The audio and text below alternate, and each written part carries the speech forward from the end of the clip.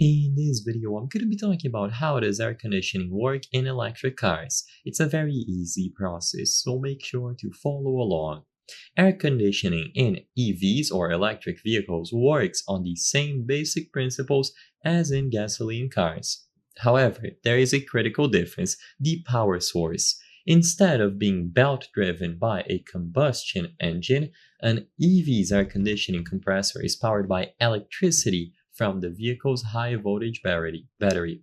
This allows the AC to run even when the car is parked or off, which is useful for pre-cooling the cabin.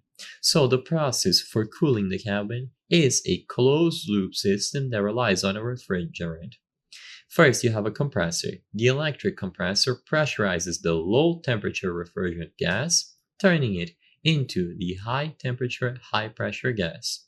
This hot, pressurized gas flows to the condenser where a fan blows air over the coils. This cools the gas, causing it to condense into a high pressure liquid and release its heat to the outside air. An expansion valve that works there will have the liquid refrigerant passing through it, which drastically reduces its pressure, causing the liquid to cool down even further. Finally, this cold, low pressure liquid enters the evaporator.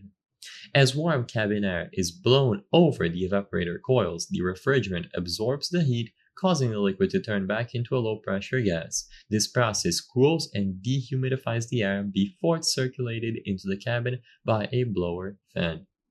Heating in EVs is fundamentally different than gasoline cars, which use waste heat from the engine, but EVs have no engine heat to draw from, so they use a few different technologies like positive temperature coefficient heater or a heat pump.